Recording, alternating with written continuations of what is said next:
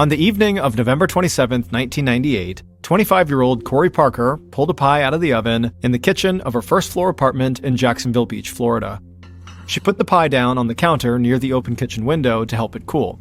This pie was one of a few that Corey had made in preparation for Thanksgiving, which was the following day. Corey had always loved Thanksgiving, but she was really looking forward to the holiday this year. A few months earlier, she had moved from Rochester, New York to Jacksonville Beach, so this was the first time she had lived on her own, and the first time she was going to celebrate what she called Friendsgiving. Corey and a bunch of others who weren't spending the holiday with family were all making different Thanksgiving foods and getting together at a friend's house on the holiday. Corey cleaned up the small mess she'd made while baking all day, she walked through the apartment to the bathroom, and she took a shower. After her shower, Corey did her makeup and her hair, and then went to her bedroom closet. She scanned the clothes that were hanging up, and she grabbed a pair of black pants and a blue velvet tank top. Then she picked up her favorite pair of black high heels, stepped into her room, and got dressed. She walked through the apartment, grabbed her keys off the coffee table, and headed outside. Corey locked the door behind her, and then walked down a sidewalk that led past several small apartment buildings just like hers. Each of the buildings looked like an old house that had a few apartments in it. Corey loved this spot in the small beach town where she lived, because this was the first place where she felt like she was truly independent. But she also loved it because the apartments close to hers were home to a lot of other young people. And tonight, Corey saw a bunch of them hanging out outside. She saw people drinking beer and smoking in front of their apartments. Her teenage neighbor from the building behind hers was listening to music on a second-floor balcony, and others were walking to their cars to go out for the night. Corey could also see people who had spent the day drinking at the nearby beach, laughing and stumbling down the street that ran in front of the apartment buildings. The noise and near-constant activity around the apartments drove some people crazy, but Corey liked it when there were a lot of people around. She thought it was fun, but it also made her feel safe to know that she was not out there by herself at night. Because recently, some of the women who lived nearby had caught a peeping Tom watching them through their windows. None of the women had gotten a really good look at him, but they thought he looked like a middle-aged man, and that there was a good chance he lived in one of the apartments. But tonight, there were plenty of people out, so Corey didn't worry about some strange man creeping around the apartments trying to spy on young women. Corey stepped off the sidewalk and crossed a small patch of grass to where her car was parked on the street. She got in, started the car, cranked up her stereo, and sped off down the street. She drove for a few blocks and pulled onto a road that ran alongside the beach and was lined with bars and restaurants. This was the town's main drag, and it was already packed with cars and people. Jacksonville Beach was a resort town that hosted a lot of tourists who came to spend time at the beach and to enjoy themselves at all these touristy bars and restaurants down by the water. Corey worked as a waitress at one of those kinds of restaurants, and she enjoyed it. It was exciting getting to meet and talk to people from all over the place, but when Corey and her friends went out, they preferred to go to places where the locals hung out. So Corey pulled off the main drag onto a side street, and a couple of minutes later, she saw the big lit-up sign for her favorite bar and lounge called The Ritz. Corey pulled into the Ritz parking lot, checked her makeup in the rearview mirror, and then got out of her car. As she walked across the parking lot, she could already hear the live music blaring inside. Corey showed her ID to the bouncer at the door, and then she stepped inside the club. And as soon as she did, it was almost like the whole place started moving in slow motion or something. Because when Corey walked inside, almost everybody turned to look at her. Corey was 5 foot 11 inches tall, and in her heels, she stood well over 6 feet tall. She was beautiful with long brown hair, and a lot of people who met her, especially when she was dressed up for a night out, just assumed she was a model or an actress. Corey didn't mind the attention, but recently she'd started dating a new guy, and it was getting pretty serious. So she wasn't at the club to meet anyone new. She was there to spend time with one of her best friends, and just to have a good time. Just then, Corey heard a loud scream over the music coming from somewhere behind her. She turned, and her face lit up. One of Corey's best friends, Tiffany Zienta, ran over, wrapped her arms around Corey's waist, and gave her a big hug. Then the two women made their way to the bar and ordered some drinks. And while they waited, they talked about their plans for Thanksgiving. And Corey said how excited she was for Friendsgiving. Tiffany said she was a bit jealous. She was spending the holiday with her parents, which was okay, but spending time with Corey and other people their age sounded way more fun. The bartender came over and handed Corey and Tiffany their drinks. The two women raised their glasses, downed the drinks, and cheered on the band playing. At 1:30 a.m. on November 28th, so a few hours after Corey had arrived at the Ritz, she got into her car and started driving home. She knew she had a big day ahead of her, so she had kept her drinking to a minimum.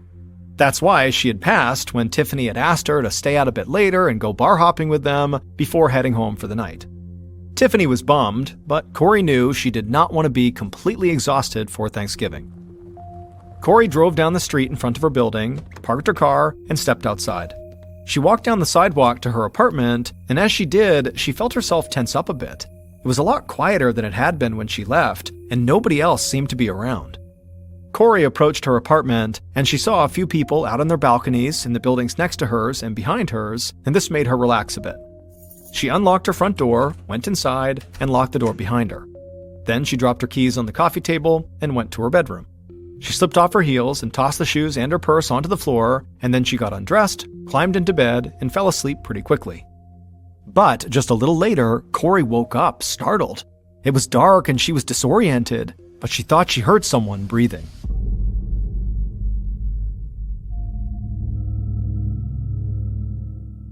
At 11 a.m. on November 29th, so the day after Thanksgiving, a cook at a Jacksonville Beach restaurant prepped his station in the kitchen, getting ready for the lunchtime rush. The cook glanced at his watch and stopped what he was doing. He walked out of the kitchen and scanned the restaurant floor, and he got worried when he didn't see Corey.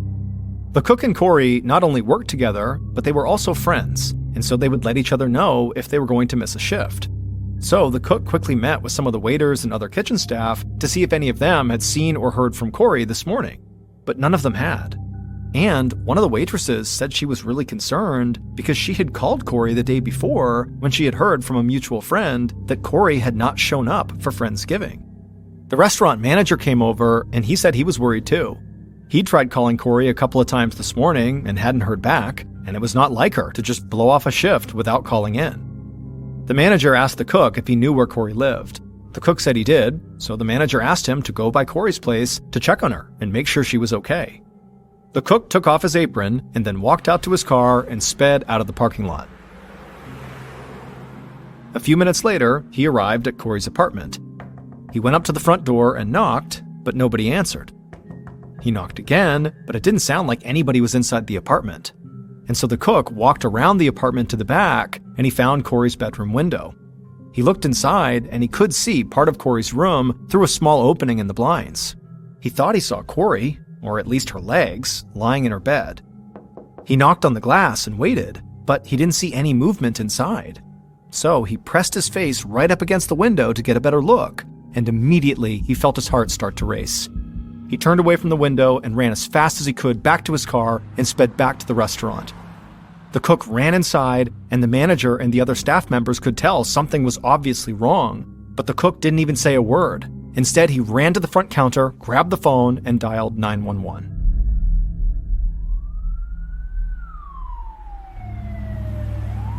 A few minutes later, 2 Jacksonville Beach police officers arrived at Corey's apartment.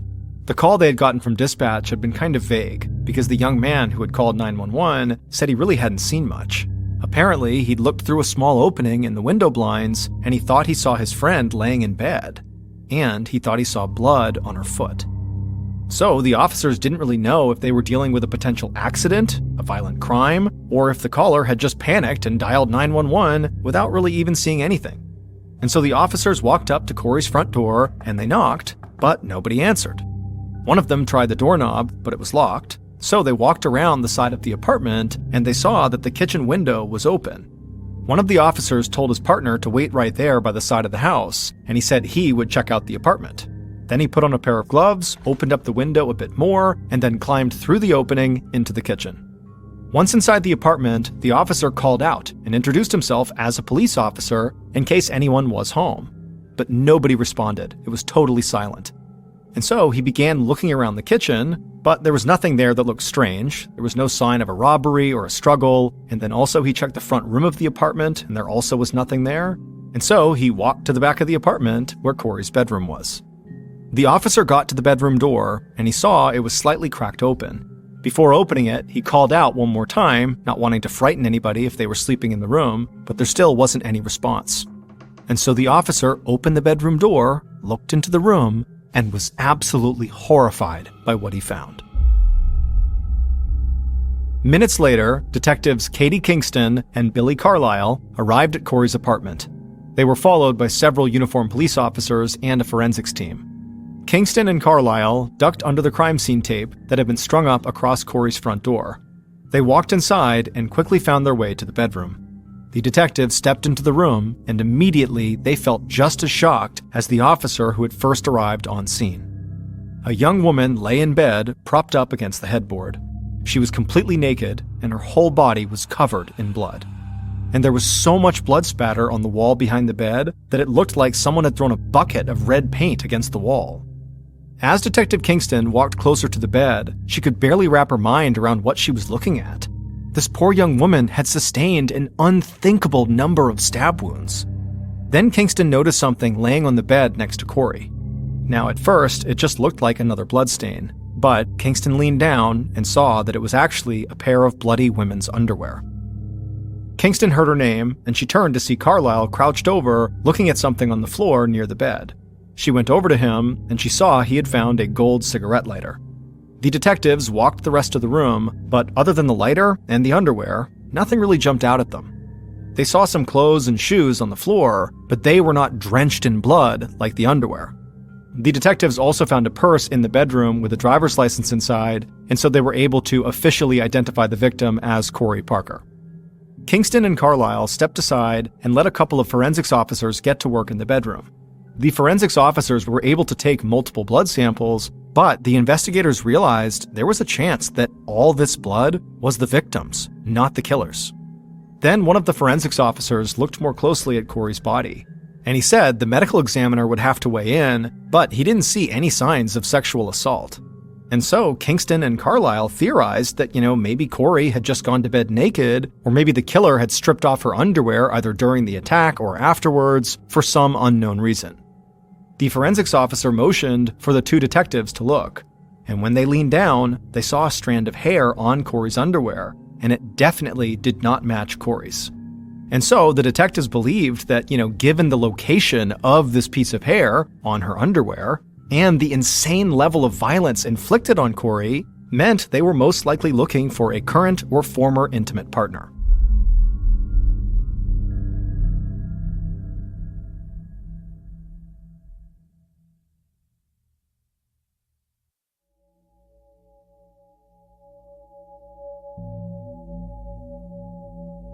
Throughout the afternoon, the investigative team searched the apartment and the surrounding area, and the detectives caught something that the first officers on the scene had missed. There were drops of blood on the kitchen counter and on the outside kitchen windowsill. The officers that arrived first had told Kingston and Carlisle that the kitchen window had been open when they got there. That's how they got inside. And so the detectives imagined that this is where the killer must have entered and exited the apartment. And so they hoped that the blood on the counter and the windowsill belonged to the killer. The forensics team took blood samples from both of those spots and prepped them to be sent to the lab along with the blood samples from the bedroom and the strand of hair they'd found on the underwear. In 1998, DNA testing was starting to evolve, but the process was still slow, and it was not always as effective as it is today. So Kingston and Carlisle knew they could be waiting a while for any test results, and that those results might not tell them anything. In the meantime, they wanted to speak to people who might have seen something that night or who knew Corey well. That afternoon, the detectives canvassed the apartment buildings nearby, and several people who had been on their balconies or in front of their apartments thought they had seen Corey leaving her apartment the night before Thanksgiving. And none of them had seen or heard anything strange in that area over the past 2 days.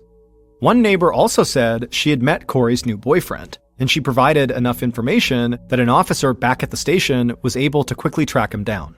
And it turned out the boyfriend was away visiting his family for Thanksgiving, and the officer was able to find proof that he had taken a flight days before Corey was killed, so detectives Carlisle and Kingston did not consider the boyfriend a prime suspect. But Corey could have been seeing someone else, or she could have had ex-lovers who were jealous about her new relationship. So, after getting confirmation about the boyfriend's alibi, Kingston and Carlisle got in their car and drove a few blocks away to the restaurant where Corey had worked, hoping one of her coworkers might have additional information about Corey's personal life. They walked in, and the whole place felt like something heavy was hanging over it.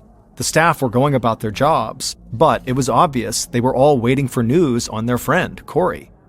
Kingston and Carlisle pulled the manager into the kitchen, and the manager quickly waved over the cook, who had called 911. Then the detectives told them that Corey had unfortunately been found dead inside of her apartment. The cook immediately started crying, and the manager closed his eyes and tried to fight back tears. Kingston told them the police would need to talk to everybody at the restaurant who knew Corey, but for now, they wanted to know if there was somebody working there who might have had an intimate relationship with Corey, a boyfriend or even a casual fling. The manager and the cook looked at each other like they were thinking the same thing. The cook said Corey was not actively seeing anybody from the restaurant, but there was a dishwasher who worked there named Eric Ely who wished he had a relationship with Corey. Detective Carlisle asked if he meant that this guy Eric had a crush on Corey, but the cook just shook his head and told the detectives that Eric did not just have a crush on Corey. He was completely obsessed with her. The following day, Detectives Kingston and Carlisle sat in an interview room waiting for the dishwasher, Eric Ely, to arrive. Eric had not been at the restaurant the previous day when the detectives were there, but they had spoken to several other staff members about him, and almost all of the women they spoke to at the restaurant said the same thing. Eric was a total creep, and he harassed Corey way more than he harassed anybody else. An officer led Eric into the interview room, and he took a seat across from the detectives. Eric was in his 20s, he had long light brown hair, and as he sat down, he smiled at the detectives. Eric already knew that Corey had been killed, and so Kingston didn't waste any time with pleasantries. She wanted to press Eric right from the start. She leaned across the table and asked Eric point blank if it was true that he was obsessed with Corey. Eric smiled a bit wider and said maybe he was a little obsessed, but Kingston immediately went after him. She said police knew he was more than just a little obsessed. They knew that he had asked Corey on multiple occasions to spend Thanksgiving alone with him, and that even after she turned him down every time, Eric had made a huge Thanksgiving feast and then planned to try to guilt her into coming to his apartment. The smile on Eric's face disappeared. He looked at Kingston and admitted that he was completely obsessed with Corey. But he said he just wanted to spend time with her. He would never hurt her. But then Eric said something that took the detectives by complete surprise. He asked them how Corey was killed. Without missing a beat, Carlisle asked Eric how he thought Corey might have been killed. And Eric immediately got this look on his face like he was having a daydream or something. And then he said he thought the killer probably attacked Corey while she was tired or sleeping and stabbed her. The detectives both looked stunned. Eric had just described, at least in a general way, how Corey had actually been murdered. So Kingston said it sounded like Eric knew a lot about the murder. And what Eric said next stunned the detectives even more. Eric smiled again and told them that maybe he knew how the killer did it because he had fantasized about doing the same things. Kingston asked in a calm voice what kind of fantasies Eric had, and Eric said sometimes he fantasized about raping and murdering women. But before the detectives could even react, Eric said those were just fantasies. He never acted on them, and he never hurt Corey. Kingston and Carlisle talked to Eric for a while longer, and then they ended the interview. They told him he could go, but they made it clear he should not leave town. An officer came in and escorted Eric out of the interview room, and for a second, Kingston and Carlisle just sat there without talking.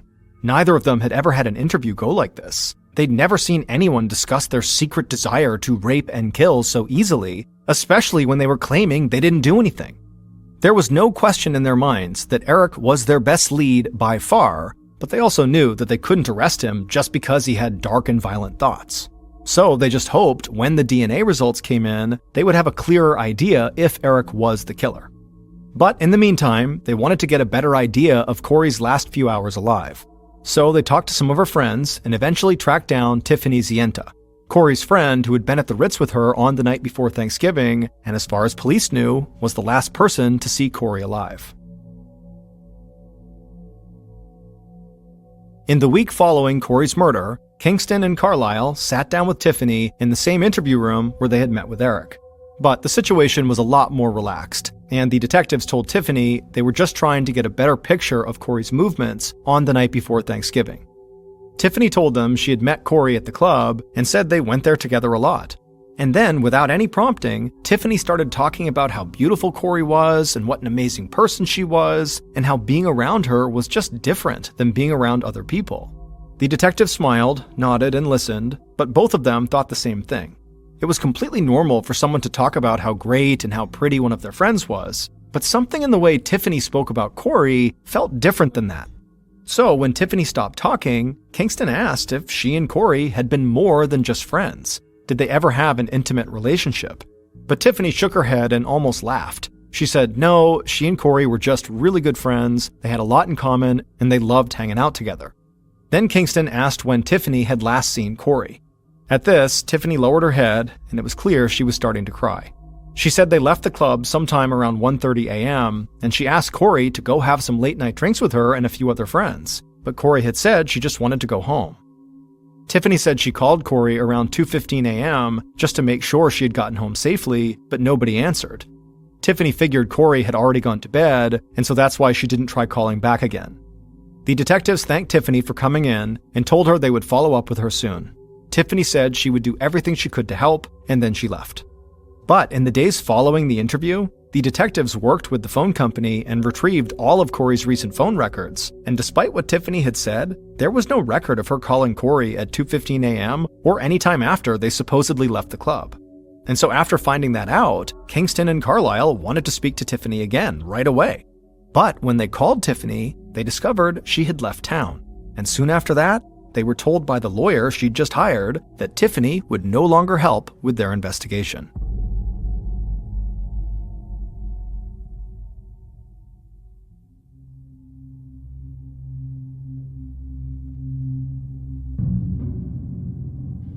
Detectives Kingston and Carlisle spent the next few weeks pursuing any lead that might provide more information on the obsessed dishwasher Eric or on Corey's friend Tiffany. And they had conversations with a lot of different people that made both of their suspects seem totally viable. But the detectives still did not have any concrete evidence linking either suspect to the crime scene or to Corey's murder. Then, Kingston and Carlisle finally got the test results back that they had been waiting for from the crime lab. And these tests showed that DNA from the hair found on Corey's underwear and from the blood on the kitchen counter and the outside kitchen windowsill belonged to the same person. And that person was not Corey. But the DNA did not match any samples the crime lab had on file or any samples that had been entered into the FBI's national DNA database. So this meant the police had proof that another person had been in Corey's apartment on the night she was killed, but they had no idea who that person was. Still, Kingston and Carlisle thought they were getting close to finding the killer, and after several more interviews, they believed they had zeroed in on one particular suspect and that they had enough proof to arrest someone. However, the district attorney did not agree. He told them that without proof of who the DNA found in the house belonged to, or some other smoking gun, this case would never hold up in court. This news from the district attorney felt like a gut punch to Kingston and Carlisle. And no matter who they talked to or what information they got, they could not find the type of evidence that would enable them to make an arrest. And so the investigation started to slow down, and Kingston and Carlisle started to run out of options. The case remained open, but it was no longer the department's top priority, and Kingston and Carlisle had to focus on other work. In late May of 2000, about 18 months after Corey's murder, a man named William Rensler sat on the dock of a lake near Jacksonville Beach, fishing with two of his friends. Rensler referred to himself as a fugitive specialist, but most people called him a bounty hunter. Rensler had tracked down criminals and bail jumpers, and he was skilled at finding people who had seemingly disappeared. Recently, Jacksonville Beach Police had put up a reward of $20,000 for anyone who could provide information that would lead to an arrest in Corey's murder. And once Rensler started looking into the past investigation, he became confident he could close the case, bring Corey's family some peace, and collect the reward money. Rensler laid his fishing rod down on the dock.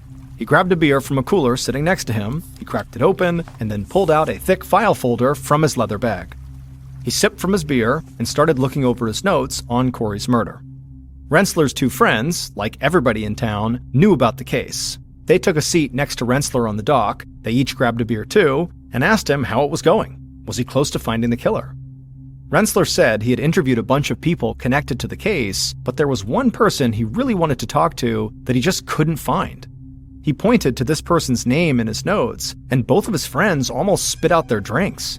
Rensler asked what was going on, and his friends said they both knew the person he was looking for because they had worked with them at a restaurant. and they told Rensselaer there was something really weird about this person.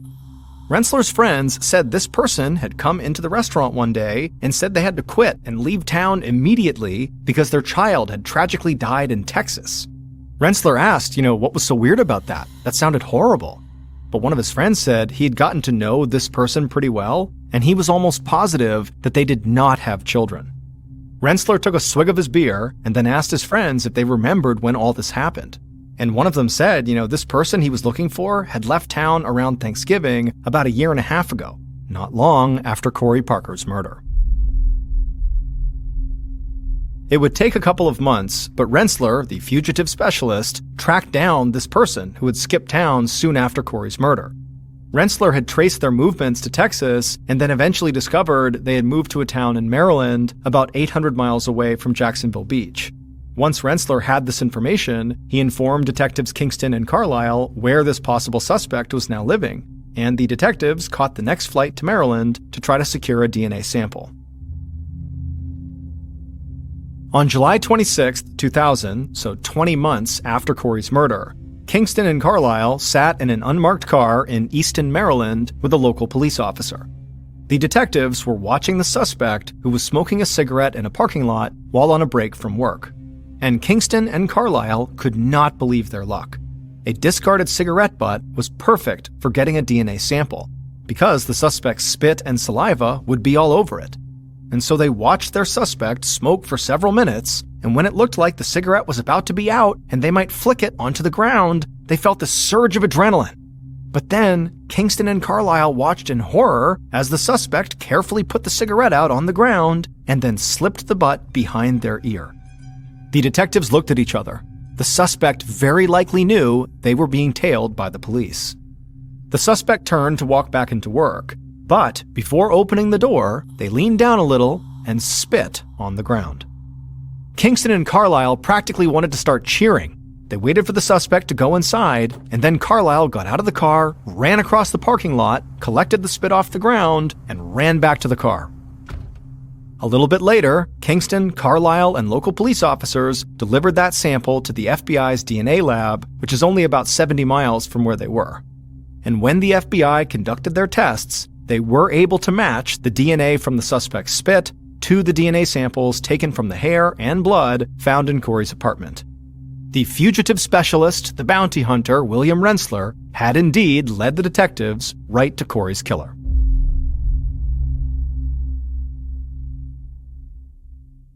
Based on DNA testing, crime scene evidence, and interviews conducted throughout the investigation, here is a reconstruction of what police believe happened to Corey Parker in the early morning hours of November 28, 1998.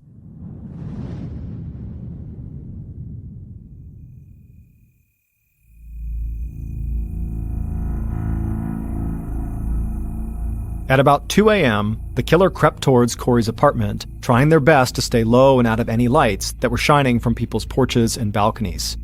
The killer made their way around Corey's apartment to the kitchen window, and it was still open. So, quietly, the killer climbed in through the window and into the kitchen. The whole apartment was dark, but the killer knew their way around well enough. So they walked through the front room and down a short hallway to Corey's bedroom. They reached the bedroom door, and it was cracked open. The killer took a breath and opened the door just a little more and stepped into the bedroom. In the light coming through the window, the killer could see Corey sleeping in her bed, and they saw Corey's underwear laying near her leg on top of the comforter. The killer got excited and started breathing heavily. Then suddenly, Corey woke up. She heard someone breathing and saw a shadow near the foot of her bed. But before she could scream, the killer lunged at the bed and ripped the comforter off of Corey. The killer could see she was naked, and they leapt on top of her. The killer pinned Corey down, but Corey's arms were long and she was fast, and she fought back.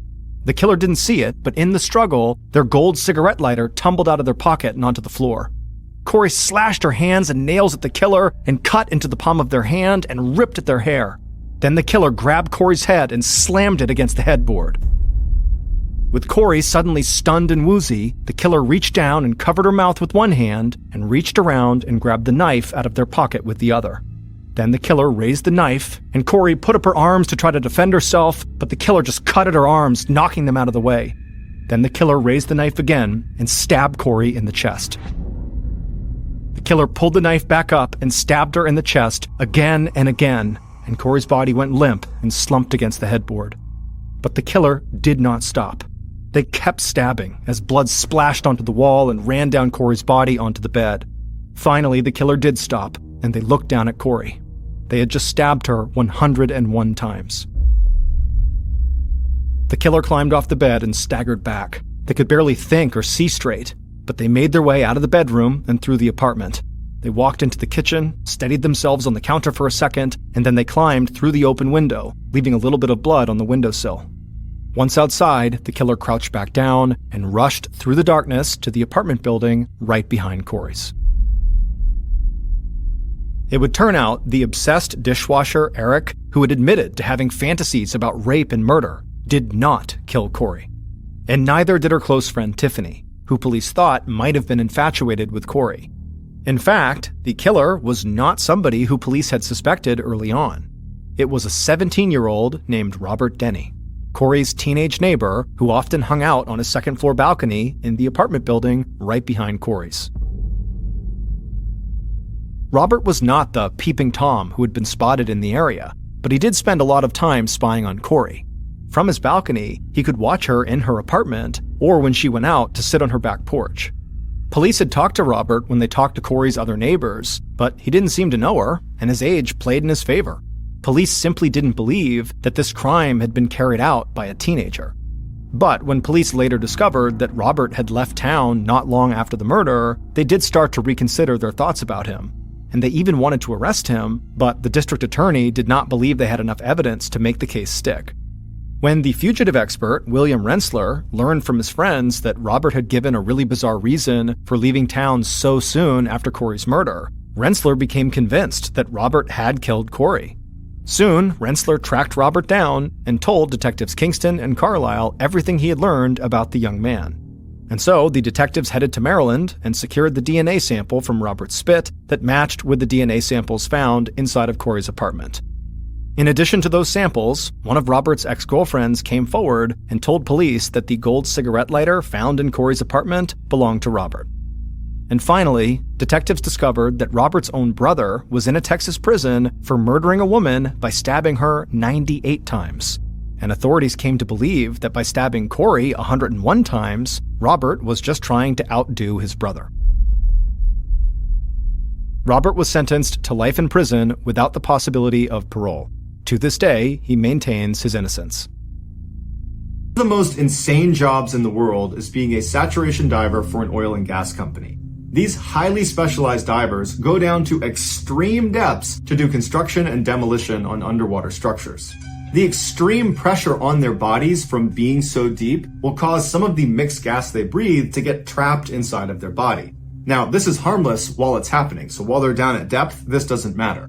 But when they ascend, they have to do what's called decompression stops, where they basically stop in the water column at certain depths and just wait and allow these trapped gases to naturally come out of their body.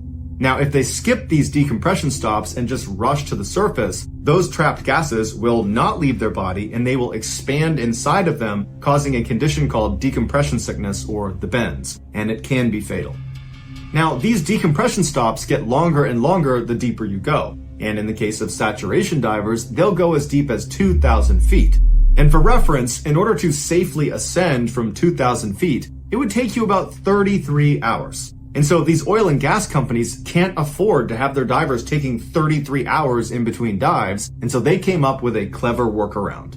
They built a pressurized chamber system on board ships and oil rigs where their divers would live in between their dives. And what this did was, by keeping their divers constantly under pressure, either literally underwater or in this system, the trapped gases inside of them didn't have a chance to expand, and so their divers couldn't get the bends. The divers would live inside of this incredibly cramped chamber for weeks at a time, getting transported to and from the seafloor inside of this small pressurized sphere that's called a dive bell that could detach from the chamber without totally depressurizing the whole system. At the end of these divers' multi-week shifts, they would do one long decompression stop inside of the chamber. And then when they were done, they'd step out of the chamber and they'd be fine again. In September of 2012, a 32-year-old saturation diver named Chris Lemons was on board a dive ship in the middle of the North Sea. He, along with 11 other divers, had just started a 4-week-long saturation shift. On the 12th of that month, Chris, along with 2 other divers named Dave and Duncan, were scheduled to perform routine maintenance on an oil platform 330 feet below the surface. The North Sea is notorious for terrible weather, but this day the weather was especially bad, and they considered not doing the dive, but ultimately they decided to do it anyways. As Chris, Dave, and Duncan put on their diving equipment and climbed from their living chamber through the tunnel into the dive bell, the captain of the ship navigated directly over this oil platform and then flipped on autopilot mode, which activated dynamic positioning. Now, dive ships rely heavily on dynamic positioning, which is really just this high-tech computer that makes sure, as soon as you turn it on, that the ship does not move from a particular spot in the water. So regardless of the swells and the wind, the ship stays steady. And this is really important when you have divers in the water because the dive bell is connected to the ship and the divers are connected to the dive bell. And so if the ship is moving all over the place, so is the dive bell and so are the divers, making it impossible for the divers to do their job. Once the captain had the dynamic positioning up and running, the 3 divers sealed the door of the dive bell behind them, and then the dive bell was detached from the chamber and then lowered through a hole in the middle of the ship into the ocean. Once the bell got down to 330 feet, Chris opened up a hatch on the bottom of the dive bell that led directly into the water. Now, because the pressure inside the bell matches the pressure outside the bell, water does not come in through this hole. Duncan was the bellman for the night, so he would not be going out and doing any diving. He would be staying in the bell to support Dave and Chris. And so he helped them get their big helmets on and connected their umbilical to each of them. Sat divers, when they're outside of the bell, are completely reliant on their umbilical. It's this long stretch of tubes and wires that are connected directly to their suit and to their helmet, and it provides air as well as heat and electricity to their lights, and it provides radio communication up to the people on the boat. Once Chris and Dave were all set up, they slipped through the hole at the bottom of the bell, which brought them down to this little platform that was suspended right below the bell, and from there they leapt off all the way down to the sea floor. Now, sat divers will say that leap from that platform is both amazing and terrifying, because once you leave the bell, it's completely pitch black all around you, so there's no reference point of how fast you're going or even how close to the ground you are. And so it feels like you're just sinking into this endless abyss before you crash into the ground. Once Chris and Dave did hit the ground, they stood up and began walking, and they were directed by the radio in their helmet which direction they needed to go to reach this oil platform. The oil platform was 11 meters tall, and it looked like a sort of pyramid of these big steel pipes. They climbed up the side until they reached their respective working area, and then they settled in to do their job, which they expected to take about 6 hours. At first, everything was going to plan, but about an hour into the job, something went terribly wrong on the surface. The dynamic positioning computer failed. Now, the captain immediately saw it and just expected the backup computer to kick in and take over. But in a terrible turn of luck, the backup computer also failed. And so very quickly, this huge dive ship began drifting in the rough seas, dragging with it the dive bell and the divers 330 feet below. While the captain struggled to try to fix the system and get it back online and get the ship back on station, another crew member hopped on the radio and called down to Dave and Chris, who were outside of the dive bell, and told them to abandon the structure and get back in the bell ASAP. And Chris and Dave could tell from the urgency in this person's voice that this was no drill, this was serious. Chris and Dave were both positioned on the south side of the structure about halfway up, and their umbilicals were running straight up the structure and then northward because the ship was drifting northward. So neither Chris nor Dave could go around the structure. They needed to go straight up before being able to climb their umbilicals back up to the bell. And so both men began climbing, but they could feel the tension on their umbilical was getting tighter and tighter, and Dave managed to get all the way to the top, and he cleared the lip, and as soon as he was on top, he started getting pulled away from the structure. And he looked to see if Chris was also getting pulled, and all he saw was Chris's umbilical, impossibly stretched, still draped over the south side, and he could not see Chris. And that's when Dave, Duncan, and all the people on the surface heard Chris come over the radio frantically saying he was stuck on the underwater structure. His umbilical had gotten wrapped around one of the pylons. And so through the radio, Chris asked Duncan to give him more slack. But Duncan said, "There is no more slack. We are completely tight here. You have to get it free." And Chris would say, "I can't unfree it. It keeps getting tighter and tighter. I can't get it off the pylon." And so Dave jumped down onto the platform and tried to pull himself over to Chris, but his own umbilical was getting pulled towards the dive bell, and so he could not help Chris. And so Dave knew he couldn't do anything, so he turned and began crawling up his umbilical towards the dive bell, and as he's climbing, he hears behind him this extremely loud explosion. It sounded like a shotgun going off, and what it was Chris's umbilical snapping under the tension. As soon as the umbilical snapped, it sent Chris flying backwards off the structure, falling towards the ocean floor. Without his umbilical, he wouldn't have had light, he wouldn't have had a radio to talk to anybody up on the boat, he wouldn't have had heat, and the water was just barely above freezing, and so he would have been very cold very fast, and he would not have had an air supply. Although he would have had 2 backup canisters on his back that would automatically turn on, however, they only gave him 5 or maybe 6 minutes of air. And so when Chris hit the ocean floor, it would have been eerily quiet and completely pitch black. He stood up at some point and looked around him and didn't see anything, but knew he had to get back to the underwater structure. It was his only chance of anybody finding him again. And so he had to make the impossible decision of just choosing a direction and blindly walking, not having any idea what you're walking towards. Choose wrong and you might walk over a cliff. But at some point, Chris made up his mind and just began walking in a single direction, and miraculously, he walked into the underwater structure. He climbed up the side until he got to the top, which was a flat metal grate, and there he looked around and saw there was no dive bell, there was no sign of anything. It was just him. He was completely all alone. And he must have known at this point that he was running out of air. He probably had maybe 1 or 2 minutes left. And so he would have been acutely aware that even if they're looking for him, they're not going to find him in time. He's going to die. And at some point, breathing would have become extremely difficult until there was no more air, and then he would have passed out and keeled over. Back on the surface, the captain was desperately trying to use manual controls to pilot the ship back over where Chris was, but because of how rough the seas were, it was proving to be nearly impossible.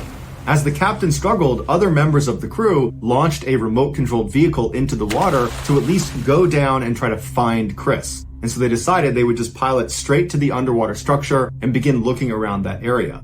And so for a few anxious minutes, the crew on board the ship watched the camera, which was the live feed coming from this underwater vehicle, as it went through totally dark water. And then at some point on the screen, the structure just appeared, and the vehicle, as it went up towards the top, it got a look at the very top of the structure. And on the screen, they saw Chris lying on his side, totally motionless. At this point, he had been without air for at least 20 minutes. In a last-ditch effort, the captain decided to completely power off the ship and its computer and just do a hard reset, something that you would never do, especially in rough seas, because if it doesn't come back on again, you are dead in the water. But when they turned it back on again, the ship came on and the computer system came back online, including the dynamic positioning computer. And so the captain immediately threw it on autopilot and the ship navigated right over where Chris's last position was. After Chris's umbilical had broken, Dave had managed to climb back up to the bell, and he was just standing underneath that platform right beneath it. And so when the ship got right back over Chris's position, Dave leapt off the platform, got to the seafloor, climbed up the structure, grabbed hold of Chris's body, and hauled him back up into the bell. Once Chris's body was inside the bell, Duncan, the bellman, removed Chris's helmet, and he saw that his face was blue and he was totally lifeless, but Duncan immediately just gave him mouth-to-mouth resuscitation. And after giving him 2 big breaths, Chris came back to life. He started gagging and coughing, and he's looking around wide-eyed, and Duncan and Dave are looking at him like, you gotta be kidding me, you're supposed to be dead. And after about 30 seconds, the color in Chris's face had totally come back, and he was looking at Duncan and Dave and asked them, what happened? And Duncan and Dave didn't have an answer for him. And so instead, all 3 men just started laughing and hugging. They could not believe it. Once Chris was brought back up to the ship, the dive medic looked at him and concluded that nothing was wrong with him. He was perfectly fine, despite the fact he had been without an air supply for over 30 minutes. And 3 weeks after the incident, Chris was back down saturation diving again. Today, scientists don't know how Chris survived. The leading theory is that it was just so cold, it slowed his heart and his brain down, and that somehow kept him alive. But the reality is, his survival is a total mystery.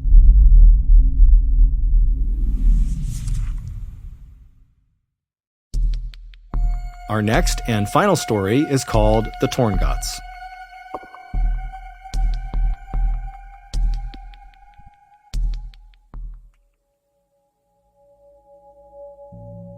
On July 19, 2013, 49-year-old Matt Dyer climbed on board a tiny 19-seat Twin Otter airplane that was parked on the tarmac of the Montreal International Airport in Canada. Matt was about to take off on the first of 2 flights that would take him and 7 other adventurous people deep into one of the most remote and wild regions in North America. For Matt, this trip was going to be the most amazing journey of his life. He had seen the ad for this 2-week-long expedition about a year earlier when he was looking through a magazine put out by an environmental organization called the Sierra Club. Now, even though Matt was a lawyer, he didn't make much money. He lived in this tiny town in central Maine where he made a living by offering either free or very low-cost legal assistance for some of the state's poorest residents. But Matt was an avid outdoorsman, and when he saw the opportunity to explore one of Canada's newest national parks that was so far north it was practically in the Arctic Circle, he decided the hefty $6,000 price tag was well worth it. 2.5 hours later, after flying over 900 miles due north away from the airport in Montreal, the Twin Otter airplane that Matt and the others were riding on touched down on a narrow gravel landing strip situated between this huge forest on a mountainside and a river on the other side. After climbing off the plane with all of their equipment, Matt and the 7 others hustled their way over to this stretch of flimsy plywood buildings that lined the runway. These buildings and this entire area they were in was not a part of this new national park they were going to. This was like their staging area to prepare and get ready before catching another flight that would bring them into the park. And so Matt and the 7 other people he was with, which included the 2 trip leaders from the Sierra Club, they would stay at this temporary base camp for the next couple of days, going over their hiking routes and talking about emergency procedures and protocols. And then after those 2 days were up, the group felt like they were ready. And so the group packed up all their things and they boarded the tiny float plane out on the water that would take them to their final destination, this new Canadian national park, better known as the Torngat Mountains. 45 minutes later, the pilot of the float plane began to descend through the clouds to make their landing on a little water inlet. And as the pilot did that, Matt and the 7 others were able to look out the window and actually see the Torngat Mountains for the first time. Now, all of them had seen dozens and dozens of pictures of this area, but seeing it for the first time in person was still shocking. The area looks like an alien planet. The wilderness in and around the Torngats is not the same kind of wilderness we think of when we think about going hiking in the forest or going camping or something. No, the wilderness in the Torngats is primordial. It's like you're looking out at a place from the very beginning of time, like dinosaurs should be walking around this area. As far as Matt could see, in any direction were these huge, jagged mountains that had been carved out of the earth by glaciers hundreds of thousands of years ago. And those same glaciers had created hundreds of waterways between the mountains called fjords that almost looked like blue-veined fingers. And even from high up in the plane, Matt could look down and the water of these fjords were so clear that he could see these speckled backs of brown trout swimming beneath the surface. But while this landscape was undoubtedly spectacularly beautiful and pristine and totally incredible, it was equal parts unwelcoming to people.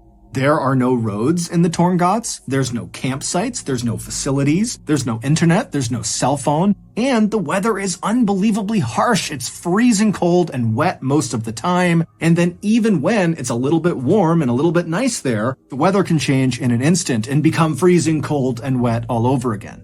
And so, as such, the handful of visitors that go into this area every year are expected to be 100% self-reliant, because this really is one of the most dangerous wild regions in the world. But for Matt, as he looked out his window and surveyed this landscape, he wasn't second-guessing his decision to go into this hostile environment. No. I mean, the reason he was willing to fork over all that money to go on this trip is because he really wanted to experience extreme wilderness firsthand. And so finally, the pilot of the float plane came into land on this little water inlet, and then the pilot ferried the craft over to this beach, and then Matt and the 7 others piled off onto land with all of their things, and then as the pilot turned around and left, the two Sierra Club trip leaders, a 61-year-old man named Rich Gross and a 60-year-old woman named Marta Chase, told the group to pick up their things and follow them.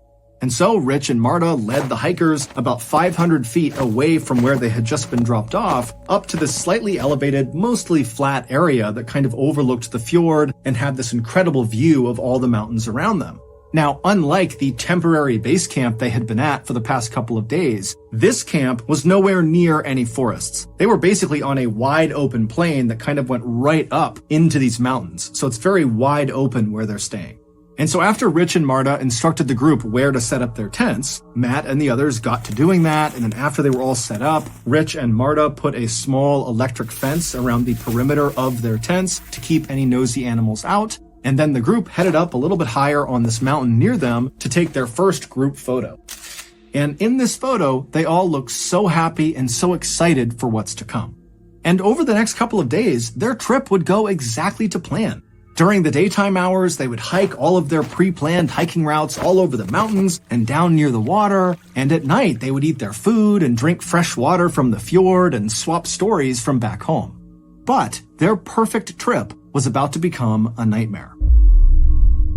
In the early evening hours of Tuesday, July 23rd, so 2 days after the group arrived in the Torngat Mountains, Matt and the others returned from one of their hikes. Now, the day had been cold and rainy, but the group was in good spirits. This was their last day at this particular camping spot. The next morning, they were going to pack up and head farther inland to their next camping spot. After Matt and the others had put their gear back inside of their tents, they came back out to see that Rich and Marta, the two trip leads, had organized a special feast for the group to celebrate the successful beginning of their trip. And so the group all sat around eating salami and crackers and drinking rum mixed with lemonade as they talked excitedly about the next couple of days and what they could expect. At some point during the festivities, Matt was tired, and so he broke away from the group. He climbed back inside of his tent, got inside of his sleeping bag, and before long, he was fast asleep. A few hours later, around 3:30 in the morning, Matt suddenly woke up. He had no idea what had woken him up, and so for a second, he just lay there listening to the outside world and just kind of staring straight up. Now, the moon was out that night, so there was some illumination, and as he looked straight up at the underside of his tent, he sees this huge figure move across the side of his tent and then stop right on top of him. And then before Matt's brain could process what was happening, this huge figure began pressing down on the fabric of Matt's tent. And so he's seeing his tent collapsing in on him. Matt's not doing anything. He's not saying anything. He's just watching in horror. And then suddenly the tent rips open and these two arms reach into the tent and they grab at Matt. And Matt threw his hands up in defense and screamed out for help. And as he did that, he suddenly felt this vice-like grip on the top of his head. And then before long, he was being pulled out of the hole in his tent out into the night. And as Matt is being dragged along on the ground, having no idea what's going on, he can't move. All he can hear is this crunching sound, which he would later find out was the sound of his skull and jaw breaking. And he started to smell this horrible rotten fish smell, and then he felt what felt like saliva coming over his face. And then Matt began kind of trying to look around because he couldn't really move his head, and he noticed all he could see was white fur. And it was then that Matt realized he was in the jaws of one of the world's most powerful and deadliest predators. Standing 10 feet tall on its hind legs and weighing as much as 1,700 pounds, the North American polar bear sits right on top of the Arctic food chain. And now this apex predator was dragging Matt by the skull down to the beach where Matt knew he would be eaten, even if Matt was still alive when the eating began. When the bear first ripped open Matt's tent and bit down on the top of his skull, Matt let out that scream, and it actually woke up the entire camp. And one of the first people to emerge from their tents to see what was going on was one of the trip leaders, Marta. And so she jumps out of her tent, and just 3 feet away from her, she sees this huge polar bear on its hind legs diving into the tent to get after Matt. And so Marta instinctively yells out to Rich to get his flare gun, and she dove back into her tent to retrieve her own flare gun. But by the time she and Rich had both emerged, gun in hand, this polar bear had already dragged Matt 200 feet away from the camp. And by this point, the other hikers in the group had also emerged from their tents, and after realizing what was going on, they just stood there, absolutely paralyzed with shock, staring at this bear dragging one of their companions down to the beach to be killed. Then, after Rich fired his flare gun generally in the direction of the bear, it kind of snapped the group out of their paralysis, and then moments later, they were all screaming and banging pots and pans to try to terrify the bear into releasing Matt from its jaws. Matt couldn't hear the sounds of his companions calling out to try to save him, nor did Matt feel any pain. He was in shock. The only thing going through Matt's head as he was being dragged along the ground to the beach was, I'm going to die. I'm either going to die on the way to the beach, or when I get there, then when the bear starts eating me, I'm going to die. And when he thought about this, it was with a kind of eerie, calm detachment. Like he wasn't sad or mad, it was just kind of a fact. This was going to happen. But as Matt was kind of making peace with his reality, Rich fired that flare gun shot, and that ball of chemical fire exploded basically right in front of the polar bear's face. And the polar bear, who was startled by the flare, instinctively whipped its head to the side, up, and then down again, and it didn't let go of Matt. And so Matt was whipped like a ragdoll up, and then was slammed down into the ground. And when Matt hit the ground, he heard the sound of his neck breaking. But as Matt was laying there, the bear released him from its jaws, and then behind Matt, the bear turned around and began walking away. And so Matt could hear the sound of its big paws moving away from him, and suddenly Matt's thinking, oh my god, I might survive this. And so he tried to lay as still as he possibly could so as not to attract any attention, and he began repeating in his head over and over and over again, please bear, go away, please bear, go away. But, as if out of a horror movie, as Matt is laying there repeating this phrase, he hears the sound of this bear stopping, turning around, and start moving back towards him. And so Matt's just thinking, okay, it's gonna come back over here, it's gonna bite my head, and that's the end. But, luckily, Rich, by this point, one of the trip leads, had run down closer to the beach, reloaded his flare gun, and right as this bear was going to bite Matt again, Rich had fired that flare, and once again, the chemical fire had kind of exploded right near the bear, causing it to get startled. It turned around, it ran off, and this time the bear did not return. It would turn out Rich and Marta, the two trip leaders from the Sierra Club, had chosen a location for this campsite that was so heavily trafficked by polar bears, it was referred to as a polar bear highway. When all of the hikers, which included Marta and Rich, had been given their safety brief when they were staying in those plywood structures at that base camp near the runway, well, part of the brief was whenever you make camp in the Torngots, you want to be at least a quarter mile away from water. Go way inland because the polar bears hunt and fish and walk around right along the edge of these fjords. But despite all 7 members of this Sierra Club expedition being experienced wilderness backpackers, none of them really appreciated just how dangerous it was to be camping or even hiking around in known polar bear territory. And so this is why they ultimately ignored the safety brief and set up their first camp just a couple hundred feet away from the water's edge. And even prior to the attack on Matt, when the group literally saw polar bears wandering around near their camp and even at one point had to fire their flare guns at the polar bears to get them to leave, the group still decided it was best to stay at this particular campsite. Perhaps they believed their electric fence they had set up around the perimeter of their tents would protect them from these polar bears, but obviously that had not been the case. The bear that attacked Matt had been totally unaffected by their fence. Matt would survive this attack, but really only because one of the members of the expedition happened to be a medical doctor, and so they were able to stabilize Matt until help arrived.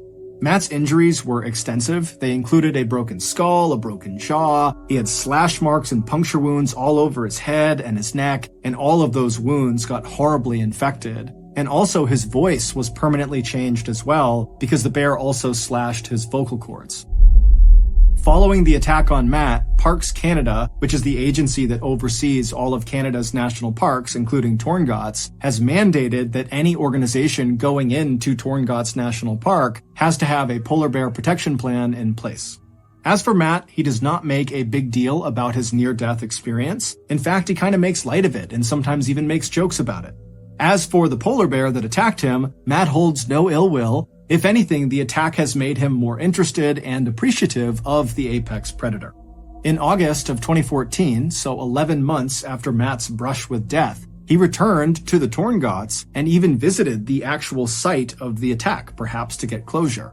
Except this time, he was in the company of an armed polar bear expert.